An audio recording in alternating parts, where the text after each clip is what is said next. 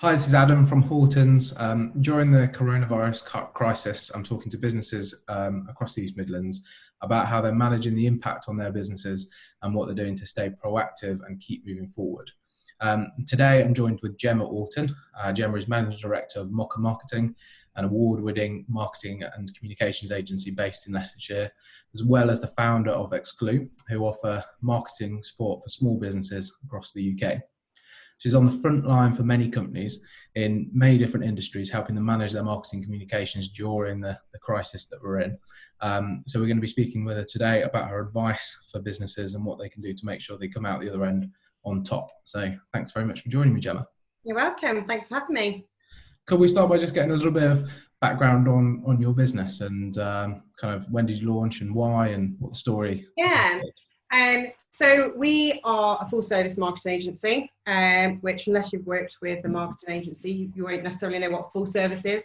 But we tend to kind of see ourselves as a marketing department or an extension of a marketing department for our clients. We launched about 6 years ago. I launched because I was the marketing director and head of marketing in a couple of throughout my career, I was in those positions where I had to recruit agencies, and for several reasons, I was frustrated at times with lack of communication or just doing what they say that they were going to do. So one crazy day, I thought that I could do it better, and decided to launch my own agency. There was a little bit more thinking behind it than that, but yeah, right. very much actually, yeah. Cool. Okay. And what effect has coronavirus and COVID-19 had on your business? I mean, how's the adjustment been between working remotely? Like, are you using things like Zoom that we're on now? Like, how have you just adapted to kind of stay operating? I think it took us by surprise. And I think that it actually took a lot of businesses by surprise. And when they had that emergency Cobra meeting, and what nearly 5 weeks ago now, I think it will be 5 weeks on Wednesday or Thursday, it all seemed to unravel really quickly. And I think like any or like most businesses, we felt the pressure of loss of clients or clients that needed to halt us. We are traditionally, or quite usually for a lot of businesses, we are the line on the budget that gets cut quite quickly, or at least why people figure out what they're going to do. It's the right, let's halt that while we make a plan and we decide what we're going to do. Which is weird though, isn't it? Yeah. Yeah. Like at the moment you start spending on your marketing and finding new customers, that's where the drive of cash starts, isn't it? And I think thankfully for us, we have a very good relationship with all of our clients. We genuinely do.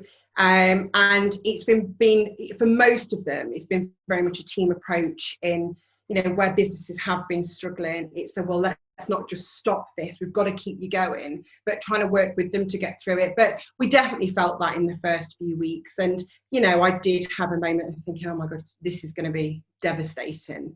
But I think I've done a lot of personal development in the last couple of years in having that positive mindset, and I've been tested the last few weeks for sure. But I do think it makes a massive difference when you can pull yourself away from this is going to be devastating to the right, this is the situation. There's got to be an opportunity in this. Let's make the plan. Let's rip up the 2020 goals. We are where we are, and we have to make a plan to get through this. And that's what we've done. And actually, in the last 2 weeks, we've actually seen quite a lot of new business, which we're kind of, just really grateful for. And they are the businesses, like you say, that are thinking, well, what we should be doing with this time now is preparing for when we get out of it. Or, we've got a bit of time on our hands to concentrate on that new website or that digital strategy or that new product and service that we've perhaps not had time to put the time to. So yeah, it's been challenging, it's been interesting, but it's been a real learning journey as well. And I think that every learning journey really does add to, the outcome in a few years' time. So I do get the feeling though that that kind of process is going to be familiar to a lot of people. Like, I don't know about you, but um, myself included, it seems like people with the whole thing went through a process of, oh, what's this thing in China? Oh, like yeah, it's not that worrying. And then things like yeah, the meetings happened and it all got a bit serious. mm, Businesses going to shock, adjust for a little bit, and then yeah, realise that actually this is now the new normal for the time being anyway. yeah, And then start to think, well, we can't continue in shock. We need to do something about it. And yeah. that's, I completely agree. yeah, And in a blog that I wrote yesterday, actually, I said about how I think that the natural reaction was for a lot of people and businesses to freeze. And I think that slowly you can really start to see those businesses unfreezing. yeah, It is a bit of that, this isn't going away quickly. yeah. And we can't afford to just stop. We have to keep moving forward. Yeah, yeah. So it's not a sense of like we've okay, this the situation like we're in, it's happened. If businesses are just sitting there thinking, let's just ride it out and we're not going to do anything until we come out on the other end, I think that's where the casualties will be, wouldn't it? It's not. Yeah, yeah, Um, yeah. And I think the reality is that sadly we will all lose competition from this, because I don't think everybody's business will make it. And it is sad, it is very sad, but I think that those that can just get through this period, there'll be a lot of opportunities on the other side for all of us. yeah, no, absolutely. No, I agree. So like for a lot of businesses, they're going to be torn between, and this is something you touched on in a blog, between like wanting to remain proactive and look for opportunities and continue marketing, that sort of thing, but then also torn between kind of not wanting to do that insensitively and worried about putting out the wrong messages, and just very aware that they need to protect jobs, but also like this is a kind of national emergency, people are dying, it's a serious situation. Like, how do you do that properly? And I think the fact that businesses are taking time to think about what they say shows that especially the businesses that perhaps are more closely considering it, so some good leadership, because they want their brand to be represented in the right way. But they've got this responsibility to look after jobs and keep so how does a business owner go about kind of managing that? It's a really hard situation, and I think the first few weeks in particular, a lot of people felt that it would be insensitive to market themselves. I actually read on LinkedIn, somebody commented on somebody else's post that was trying to promote something, and this is like, I can't believe that you're using this time to promote yourselves, or and I just kind of sat back and again, I listen to a lot of podcasts and listen to a lot of business leaders and kind of get their thoughts on it and position on it. And I think that the message is key, as you've quite rightly pointed out. How you go about positioning your message is key, but I don't think it's the right thing to just stop. I think it comes down to what you are promoting, and I think that if you are clearly trying to profit from COVID-19, then that's not the correct thing to do. But we have to keep turning, and I think that we wouldn't be doing the economy any good if everybody just stopped. Because we'll all lose our businesses, and it's greater than that. You'll know yourself, Adam, that as business owners, I think lots of people, and lots of my friends sometimes, I think, will look at me and kind of think, when I'm in those days of working incredibly hard and I don't get much time for myself or my family, and they're just like, it's just a business, just have a bit more time out, get a bit of work-life balance. And actually, it's not that easy, because it's not just a business. We are, as you say, we are responsible for a lot of lives and a lot of jobs and a lot of salaries, but also my family depends on it, because my home depends on it. And so it is greater than just promoting yourselves for the sake of for the business. It involves so much more than that. But I think that we've all worked incredibly hard to get to where we have. And there is a role for all of us to play, but it just comes down to that message. We have to be, we have to care and think about what we're going to say and the message that we're going to put out there. And we have to be, we have to show empathy, but we have to keep going. Yeah, no, exactly. I think the context of the message, yeah, like, and not kind of using like this situation as a means to make more money, but marketing itself in a right way. One of the things that we're promoting at the moment is mentoring time with me. So as a marketing director, to mentor businesses through this period of time, from a marketing perspective, because and what we're trying to do there is that there are lots of business right now that aren't going to spend as a new investment on their marketing because they can't justify putting that budget to it. But what they have got is time on their hands. So what they need is just some strategic guidance. Some people could say that we're trying to profit out of this, but actually it's the absolute opposite. I'm very, very passionate about helping businesses, and it's a service that we've always offered, but we haven't particularly promoted that service as a primary service. But now it suits us and businesses for us to promote that service. But it is about context of how we put that to market. And it is just that we want to support you in getting through this period of time and thinking about how you exit this crazy pandemic, this crazy time that we're in, so that you are standing on 2 feet and that you can drive forwards. Yeah, and I think, just give you being in a estate agency, an example of something which is the complete opposite of that, and probably a perfect example of how not to do things, is two of our main suppliers, Rightmove and Zoopla, which most people will be familiar with. One of those portals, Zoopla, have put out an offer to estate agencies and to help them through this period, apparently, that if they leave Rightmove, they'll give them X amount of months free.